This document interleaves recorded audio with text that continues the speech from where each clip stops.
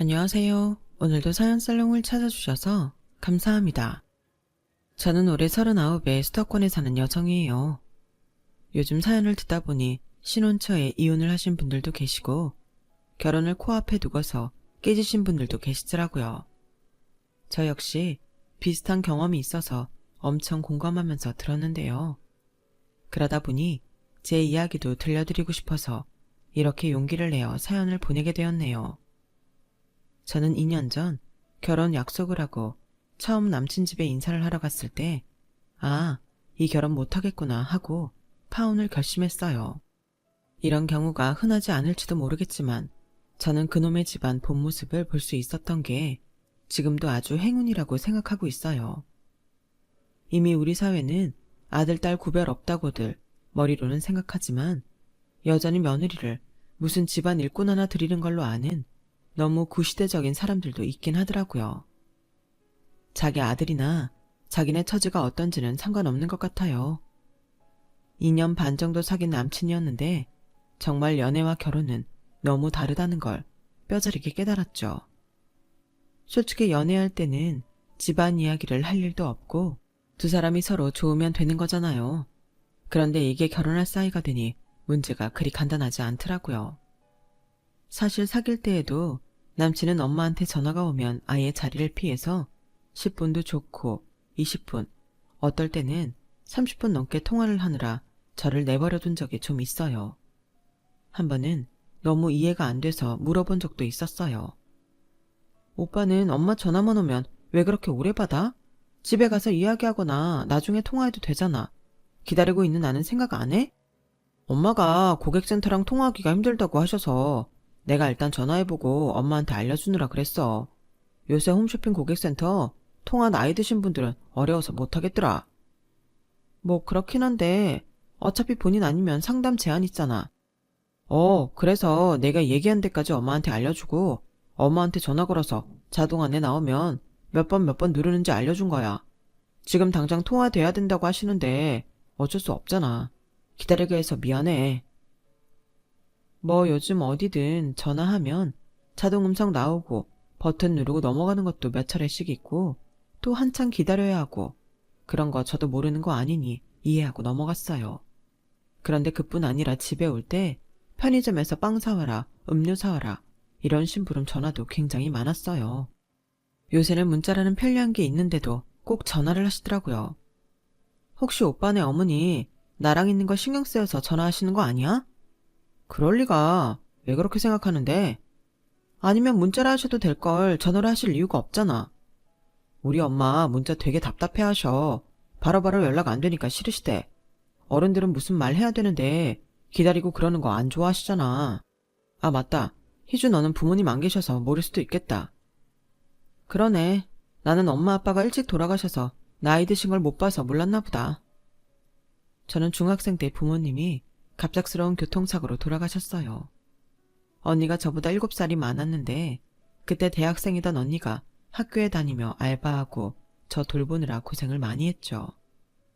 남친은 그런 저희 집 사정을 다 알고 있었고 어쩌다 보니 저렇게 말이 나온 것 같았어요. 사실 내가 부모님이 없어서 어른들 사정 모른다고 하는 말이 썩 듣기 좋은 건 아니었지만 사실이 그러니 남친이 무신경한 것 같았지만 그러려니 넘어갔어요. 평소에는 그렇게까지 제 입장 생각 안 해준다고 느낀 적이 별로 없었거든요. 어쩌다 보니 그런 말이 나왔나 보다 했죠. 결혼을 결정했던 건 적지 않은 나이에 만나서 2년 넘게 만났으니 이런 사람을 앞으로 다시 만날 수 있겠다는 보장도 없고 또 제가 비혼주의는 아니고 일하다 보니 결혼 때를 놓친 거였거든요. 제 짝으로 보이는 사람이 옆에 있으니 저는 이게 인연인 것 같아서 남친이 프로포즈 했을 때 결혼을 승낙했던 거였어요. 그리고 제가 남친 집에 먼저 인사를 하러 가기로 했어요. 우리 집은 언니와 형부한테 인사를 해야 되는데 언니 부부가 좀 긴 출장을 나가서 시간이 맞지 않았거든요. 제가 남친 집에 인사를 하고 돌아오는 주에 언니랑 형부가 돌아오면 시간을 정해서 가기로 했죠. 그렇게 남친 집에 갈 날이 다가오는데 저한테 이런 말을 하더라고요. 실은 우리 누나가 지금 본가에 살거든. 너 인사하는 날 집에 있을 수도 있어서 미리 말하는데 누나가 요즘 좀 매형이랑 사이가 안 좋아서 잠깐 떨어져 있거든. 그러니까 누나 봐도 누나 사정 이야기는 하지 말았으면 해서. 그래, 알겠어. 그게 뭐 어렵다고. 오빠네 누나는 그럼 지금 별거 중인 거야? 그렇게 거창할 것까지는 아니고 잠깐 친정에 와 있다고 생각하면 될 것 같아. 그리고 앞으로는 오빠네 누나가 아니고 호칭을 형님이라고 해야지. 그거야 결혼하고서 해도 되는 거잖아. 결혼할 거니까 인사드리러 가는 거잖아. 이런 건 확실히 정리해두는 게 좋으니까 하는 말이야. 남친 말이 틀린 건 아니었지만 어째 저한테만 자기네 집안 호칭을 강요하는 기분이 들더라고요. 그리고 그때도 좀 이상하게 생각하기는 했는데 잠깐 친정을 왔든 떨어져 있기로 했든 어쨌든 별거는 별거 아닌가요. 지금 생각해보면 자기네 식구들 일은 유별나게 포장을 하는 인간들이어서 아주 어떻게든 좋게만 보라고 억지를 썼던 거였어요.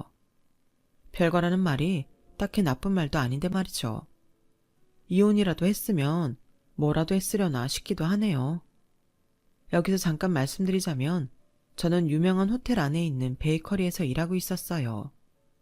저는 고등학교를 졸업하고 대학 갈 마음이 없어서 제가 좋아하는 제빵 관련 자격증을 땄는데 보니까 프랑스로 유학을 갔다 오면 좋겠더라고요. 그래서 1년 반 정도 알바하며 빡세게 어학 공부하고 유학 준비해서 프랑스로 가서 제빵하고 디저트를 공부했어요. 제가 경제적인 문제로 크게 고생하지 않은 건 할아버지가 언니 몰래 저한테 생활비를 보내주셨기 때문이었죠. 언니는 우리도 성인이니 늙으신 할아버지한테 손 벌리지 말라고 말했지만 할아버지 마음은 그게 아니시더라고요. 아들 며느리 빨리 가고 너네라도 있으니 내가 이렇게 사는 건데 소녀딸 생활비는 얼마든지 대줄 수 있다. 너무 고생하지 말고 재미있게 살면서 공부해.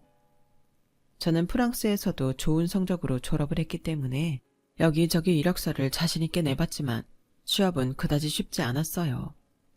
다행히도 싱가포르 쪽의 호텔에서 일을 해보자는 제안이 왔고 저는 싱가포르에서 1년 일을 한 후에 그때 평판이 좋았던 게 인정돼서 그 다음에 한국에 돌아와 호텔 베이커리에 취직했고요. 부모님은 안 계셨지만 그래도 언니가 저를 끝까지 뒷받침해주면서 외국물도 먹어본 거죠.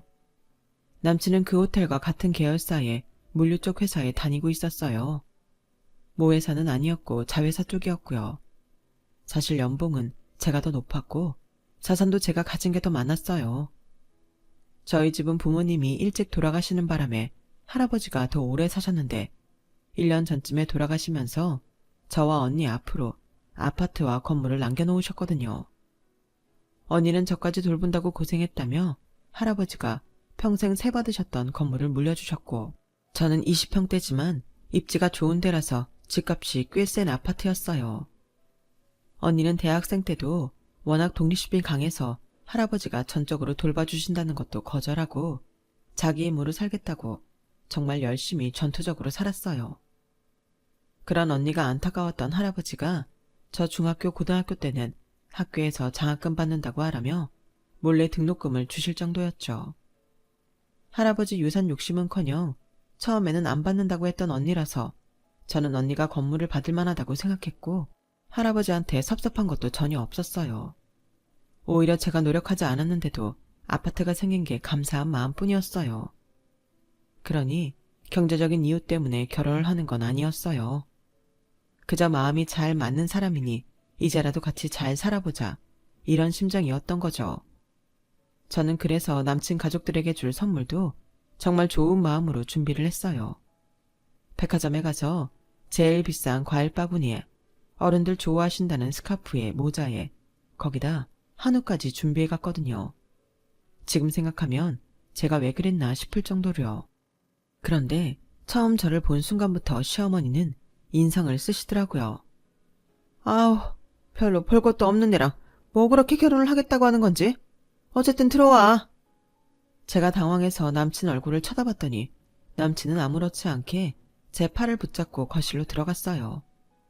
거기에는 팔짱을 끼고 저를 차갑게 쳐다보는 중년 여성 2명이 있었고요. 인사해. 이쪽 이분은 우리 이모, 엄마 여동생이야. 그리고 저분은 막내 꼬모, 아빠 막내 동생이라 우리 아빠가 엄청 귀여워하셨대. 지금도 막내 고모한테는 꼼짝 못하셔. 해맑게 자기 이모 고모를 소개하는 남친은 제가 얼마나 당황스러운지는 안중에도 없는 것 같았어요. 이모라는 분이 먼저 저한테 말했어요. 뭐 이것저것 준비해온 거 보면 아주 싸가지가 없는 애는 아닌 것 같네. 부모 없이 자란 거 치고 근본은 있나 봐? 아니 그렇다 치고 대학 나온 우리 명준이랑 같은 레벨은 아니지. 라며 옆에 고모가 말했어요. 외국 유학? 그거 한국에서 대학 못 가니까 간 거 아니야. 그것도 대학도 아니고 빵 만드는 학교라며. 그럼 그게 학교야? 그냥 학원이지. 고모, 내가 말했잖아. 외국은 우리랑 체계가 다르다니까. 모든 걸 우리나라에 맞춰서 생각하면 안 돼. 아무리 그래도 4년제 나온 애랑 빵 기술자랑 같니? 고모의 목소리는 날이 서서 아주 표독스러웠어요. 저는 그 자리에 있는 게 너무 불편하기도 했고 남친 어머니 혼자서 부엌에서 과일 자르고 차 준비를 하기에 얼른 옆으로 가서 도와드렸어요. 과일은 제가 마저 깎을게요. 저 손 씻고 올게요. 라며 과일 깎아서 플레이팅하고 차도 적당히 찻잔 데웠다가 따라서 내갔더니 남친 어머니는 그런 저를 유심히 보더라고요. 직업이 그래서 그런가? 이거 하나는 익숙하게 잘하는구나. 아무리 그래도 우리 집안에 태졸 아닌 사람이 없는데 우리 명준이가 좀 괜찮니? 솔직히 쟤 눈 높아서 아직까지 장가 안 간 건지 못 간 거 아니거든. 근데 명준이가 나이를 먹어서 그런가? 눈이 자꾸 낮아지는 것 같아. 아가씨를 신부감이라고 데려왔잖아. 그 말도 기가 막힌데 그 이모하고 고모라는 사람들이 하는 말은 더 가관이었어요. 센스는 나쁘지 않은 것 같은데 이 정도면 우리 명준이 고생은 안 시키겠어. 라는 이모 말에 고모는 발끈하며 아우 고졸이잖아요 고졸.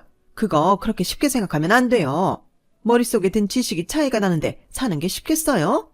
밥 해주고 이런 것만 잘한다고 같이 살 수 있는 거 아니에요? 이런 말이 오가는 와중에 저는 소파에 앉지도 못하고 바닥에 무릎을 꿇고 있게 됐어요.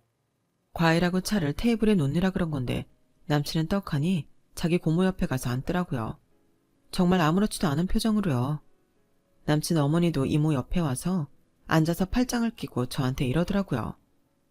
내가 명준이 고집 못 꺾어서 보자고는 했는데 아가씨가 마음에 드는 건 아니야. 결혼이 두 사람만의 일은 아니잖아. 어쨌든 집안이 결부되는 건데 우리가 어디서 뭐하다 왔는지도 모르는 여자를 며느리랍시고 드릴 수는 없는 일 아니겠어? 아가씨도 너무 섭섭하게 생각할 거 없어. 만약에 아가씨 부모님이 살아계셨어도 우리랑 똑같은 심정이었을 거야. 라는데 마침 고모 핸드폰으로 전화벨이 울리더라고요. 남친의 아버지라고 했어요. 오빠, 안 와도 되겠어. 글쎄 뭐 사돈 언니는 좋다는 것 같은데 올케는 마음을 못 정한 것 같고 나는 영 깨름직해. 우리 명준이랑 말 통하고 살겠나 싶어. 대학을 안 나왔잖아. 그깟 외국어 잘하는 게 대수야? 외국어는 우리 명준이도 외국서 그만큼 살았으면 이보다 더 잘하지. 저는 그 순간 이 결혼은 안 한다 마음먹었어요. 상황을 보아하니 남친 아버지는 밖에 나갔다가 자기 여동생이 괜찮다고 하면 와서 저를 보려는 거고 아니면 저를 아예 볼 생각도 없었다는 거더라고요. 게다가 구석에 있는 방문이 열리더니 웬 여자가 잔뜩 치장하고서 현관으로 나가는데 저를 힐끗 보더니 피식 웃는 게 아니겠어요. 우리 누나야. 이제 일어나서 앉아. 다리 아프겠다. 남친은 제 표정이 변한 걸 눈치채고는 그제야 살살거리며 저한테 잘해주는 척을 하는데 왜 여태까지 이런 인간인 줄 몰랐는지 제 속에서 화가 치미는 걸 꾹 참았어요. 제가 가만히 있었던 이유는 두 번 다시는 이 집에 올 일도 없고 이 사람들한테 수모당한 걸 어떻게 돌려줄지만 생각하느라 골몰했기 때문이기도 했어요. 머릿속으로 이렇게 할까 저렇게 할까 상상을 하다 보니 이모랑 고모가 쌍으로 개소리를 하는 걸 제대로 듣지 못했거든요. 안 듣기를 다행이지 들었으면 열만 더 받았을 거예요. 마지막으로 남친 어머니가 이러더라고요. 우리 집 애들이 머리도 좋고 귀티도 나고 그런 거 타고났거든. 아가씨도 봐서 알잖아. 아까 나간 게 우리 딸 지연이야. 그냥 딱 봐도 귀티가 줄줄 흐르잖아. 명준이도 그래서 다들 우리 집이 대단히 잘 사는 줄 알고 그랬다니까.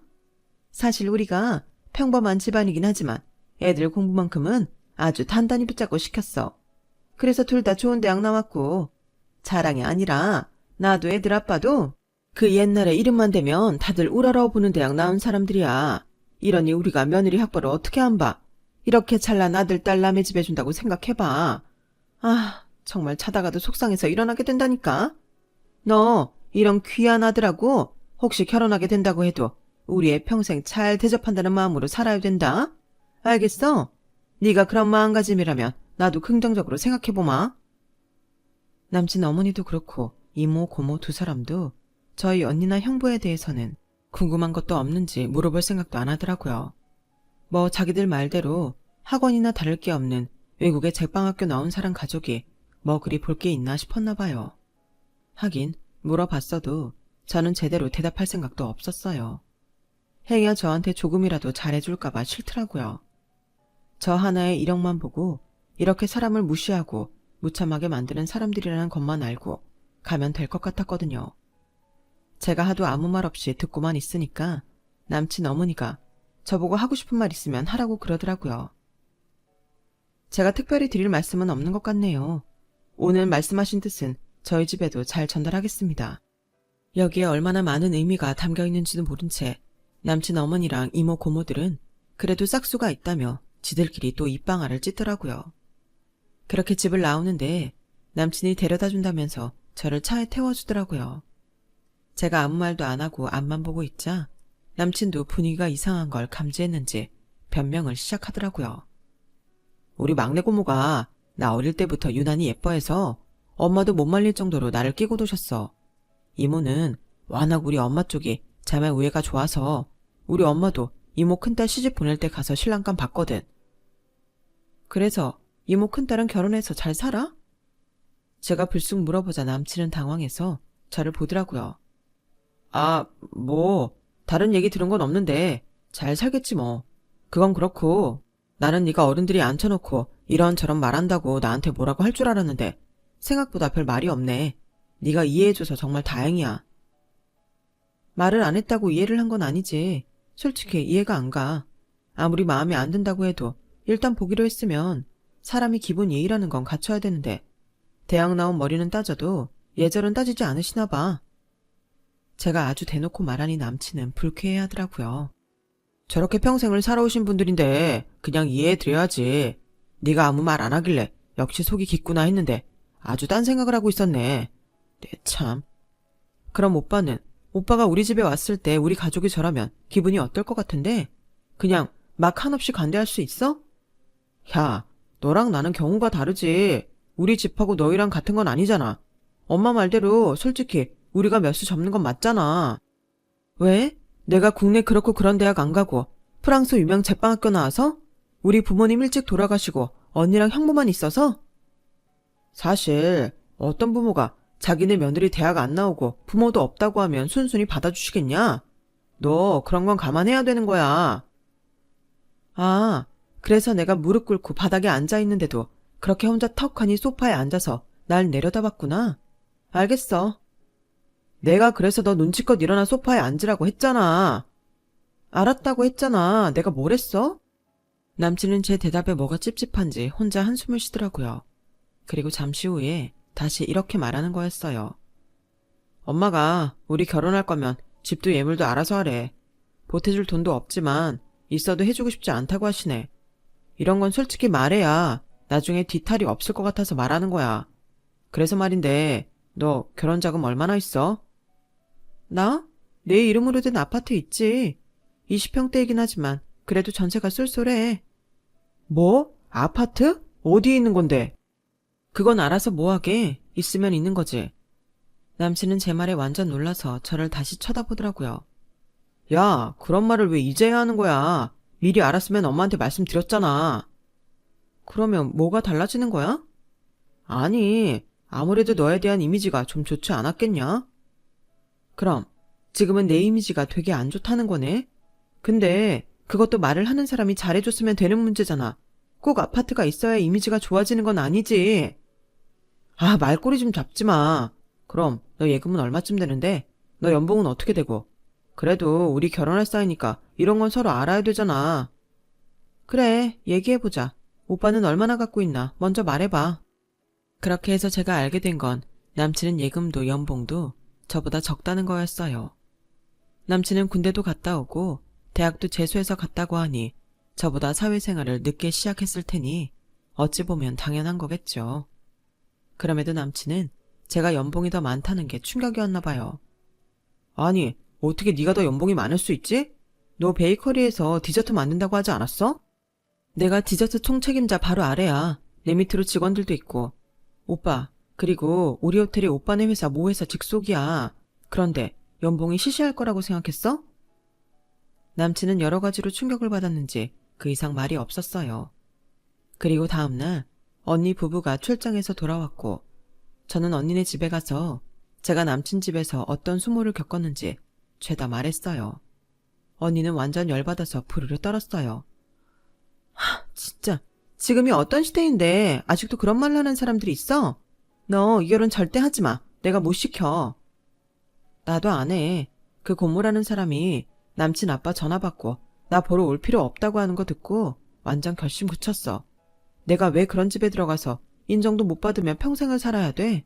내가 능력이 없는 것도 아니고 결혼 못해서 목을 매는 것도 아닌데. 그래, 생각 잘했어. 너 이런 데도 결혼한다고 했으면 내가 너 집에 가둬두려고 했어. 언니의 과격한 말에 웃음이 나면서도 참 마음이 따뜻해졌어요. 제 편이 되어주는 가족이 있다는 게 너무 든든했고요. 그럼 남자친구한테 결혼 안 할 거라고 얘기는 한 거야? 옆에 있던 형부가 물어보길래 저는 이제 해야죠. 그래도 파혼이라면 파혼인데 내일 만나면 말하려고요. 그러지 말고 우리 집에 인사하러 오라고 해. 내가 우리 처제 받은 만큼은 돌려줘야지. 라며 형부가 아주 단단히 벼르는 표정을 짓는데 언니도 그러자고 맞장구를 치더라고요. 저는 그럴 필요가 있나 하다가 남친이 보였던 태도도 너무 괘씸해서 알겠다고 했어요. 그래서 다음날 남친을 만나러 갔는데 남친은 저를 보자마자 무슨 대단한 소식이라도 전하는 것처럼 호들갑을 떨며 말하더라고요. 야, 너 기뻐해. 이모랑 고모도 다 너 조카 며느리를 합격이래. 엄마도 좋다고 하셨고 어느 정도까지는 예물도 해주시겠대. 너 걱정 많이 한 것 같은데 이제 마음 푹 놔도 돼. 저는 속으로 혀를 끌끌 찼지만 겉으로는 알겠다고만 했어요. 그럼 이제 오빠가 우리 집에 와야지. 언니랑 형부가 주말에 보자고 했어. 올 거지? 아, 내가 너네 집도 가야 되는 건가? 그럼 안 오려고 했어? 아무리 우리 부모님이 돌아가셨어도 언니가 어른 노릇하며 내 울타리 되어줬는데 당연히 만나야지. 언니랑 형부가 지금 우리 집 어른이야. 안 만날 거면 나도 좀 다시 생각해보고. 아니야, 갈 거야. 내가 너무 우리 집 허락에 들떠 있었나 봐. 알았어. 근데 오빠, 나는 결혼 허락했으니까 집에 인사드리러 간 줄 알았는데 지금 오빠 말 들어보니까 그게 아니었나 보네? 나를 며느리로 할지 말지 점수 매겨서 정하려고 부른 거였어? 그게 너한테 그렇다고 말할 수는 없잖아. 나는 어쨌든 부모님이랑 이모 고모가 뭐라고 하든 너랑 결혼하려고 했어. 좀 시간이 걸리고 힘들었겠지만 말이야. 근데 완전 네가 마음에 드신다니 얼마나 잘 됐냐? 그치? 너도 좋지? 그날 오빠 어머님은 물론이고 이모님도 고모님도 외출하던 오빠 누나까지 다 나 마음에 안 드는 것 같은 분위기였는데? 이상하다. 어떻게 그렇게 변하신 거야? 혹시 내 아파트 때문에 그러신 건가? 아니야, 꼭 그렇게 생각할 거 없어. 일종의 시험이야, 시험. 점수 매겼다고 내가 말했잖아. 얼마나 어른들한테 싹싹하고 억울한 말 들어도 잘 참는지 시험해 본 거지. 그건 그렇고 엄마가 네 아파트 계속 전세를 둘 거냐고 궁금해 하시더라. 요새는 월세도 많아져서 월세 받는 게 훨씬 낫지 않냐고 하시는데 엄마가 언제 한번 만나서 아파트에 대해 이야기 좀 하자고 하셔. 너 시간 되는 날 말해봐. 엄마한테 말씀드려야 해. 일단 오빠가 우리 언니랑 형부를 먼저 보는 게 순서인 것 같은데 그건 내가 차차 생각해 볼게. 제가 좀 냉정하게 말하자 남친은 제 눈치를 보며 알겠다고 했어요. 그리고 우리 집에 오는 날 남친은 나름 준비를 한다고 과일 바구니하고 와인을 사왔더라고요. 거실에는 언니와 형부가 앉아 있었고 제가 현관문을 열어줬어요. 남친은 언니네 아파트가 생각보다 너무 좋다며 저한테 귓속말로 살짝 이러더라고요. 형부가 돈이 많은가 봐. 와, 여기 TV에서나 보던 그런 아파트잖아. 언니가 다가와서 남친 손에서 과일하고 와인을 받아들고 들어갔어요. 뭘 거기 서서 이야기해. 얼른 들어와. 남친은 언니 말에 당황해서 얼른 거실로 들어오더라고요. 그리고 인사를 90도로 한 다음에 자리에 앉으려고 하자 이번에는 형부가 말했어요.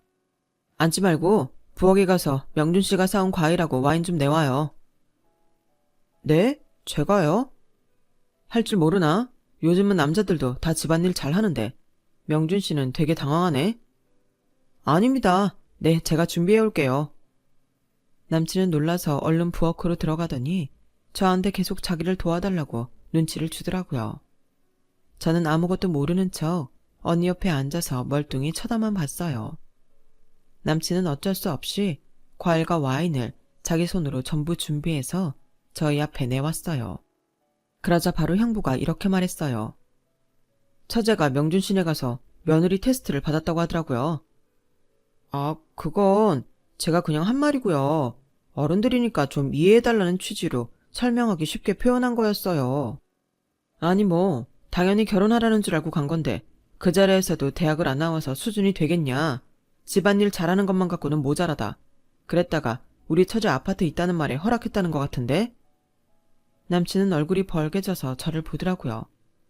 그렇게 말을 했어? 그냥 나는 오빠가 말한 그대로만 전달했어. 아무 말도 보탠 거 없는데? 왜? 남친은 고개를 숙이고 아무 말도 못하더군요. 그러자 언니가 말했어요. 우리 희주 어릴 때 부모님 갑자기 돌아가셔서 안 그래도 상처 많은데 시댁 어른들 사람들이 상처를 보듬어주진 못할 망정 소금을 뿌리는 게 말이 되나? 아무리 시자는 그런 거라고 해도 사람이 선이라는 게 있지. 그것뿐 아니라 명준 씨 우리한테 인사하라고 하니까 나도 인사를 가야 되나? 그랬다며? 우리는 어른이 아니라는 건가? 아니면 부모가 없으니까 그런 절차는 무시하고 명준 씨 집만 지킬 거 다 지키겠다는 건가? 아니요. 절대 그런 뜻은 아니었고요. 그러니까 저는 희준만 우리 집에서 괜찮다고 하면 바로 상견례해도 되는 줄 알고 죄송하게 됐습니다.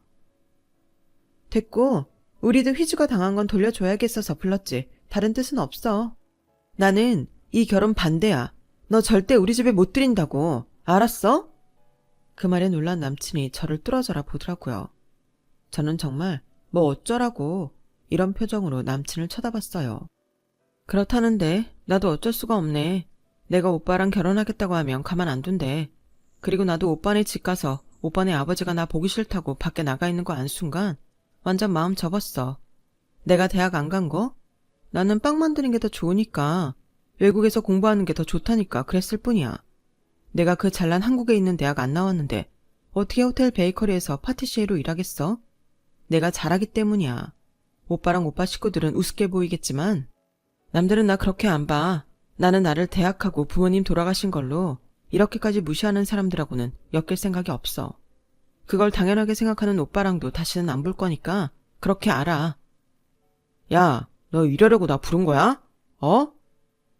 남친이 흥분해서 소리를 지르자 형부가 자리에서 일어났어요.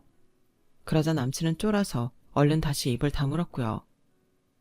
명준 씨 다니는 회사 사장이 나랑 미국 대학 동창이야.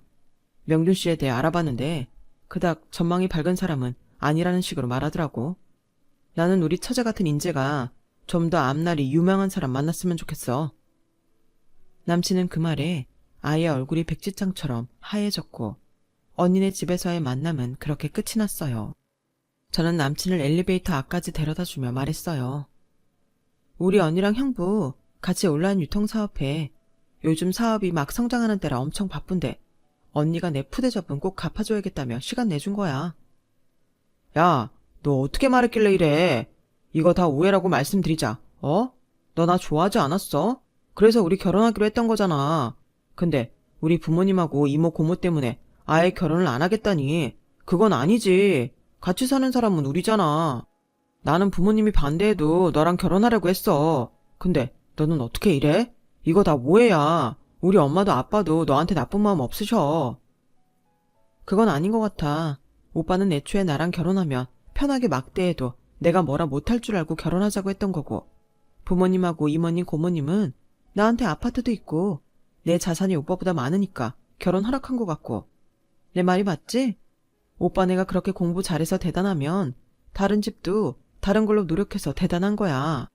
오빠 나보고만 무조건 오빠네 어른들 이해하라는데 나 결혼하고 어떻게 살게 될지 너무 훤히 보여. 오빠가 중요한 만큼 나도 중요한 사람이야. 오빠도 정신 차려. 오빠는 우리 테스트에 떨어진 거라고 부모님께도 말씀드리고. 밑에 내려가면 경비원이 문 열어줄 거야. 잘 가.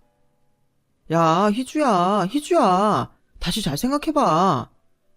남친은 잘 생각해보라며 엘리베이터에서 내려서 저를 몇 번이고 다시 설득하려고 했어요. 제가 그냥 언니네 집으로 들어오니까 벨을 누르며 오해가 있었다고 문까지 두드렸고요. 그러자 언니가 문을 열고 나가서 이렇게 말했어요. 무슨 오해인지는 몰라도 우리는 오해 풀고 싶지 않아. 무엇보다 희주가 그날 명준 씨 집에서 결혼 안 한다고 결심하고 왔다는데 왜 그래? 사람이 남의 의견도 받아들일 줄 알아야지. 이제 그만 돌아가. 아니에요, 누님. 저희 부모님이 그러는 건 나이 드신 어른들이니까. 그럴 수 있잖아요. 아들 결혼시키는데 집에 하나밖에 없는 며느리 들어오는 거니까 좀 깐깐해지셨던 것 같아요. 잘 모르시겠지만 나이 드신 부모님들은 그래요. 그 정도는 이해해 주셔야죠. 세상에는 그렇지 않은 어른들도 많아. 아무리 부모가 일찍 돌아가시고 혼자 컸고 아파트가 없다고 해도 사람 하나 반듯하면 받아주시고 좋아해 주시는 분들도 많다고. 우리 시부모님이 그래. 그 말에 남친은 한 대 맞은 표정이 됐고 언니가 문을 닫으려고 하자 아예 무릎을 꿇었어요. 제가 잘못했습니다. 다 제 잘못이에요. 제가 집안 어른들께도 희주를 잘못 소개했어요. 용서해 주십시오. 그리고 다시 한번 기회를 주십시오. 희주야, 내가 미안해. 잘못했어. 다시 생각해보자. 결혼이라는 게 그렇게 쉽게 한다고 했다가 안 한다고 그러는 거 아니야.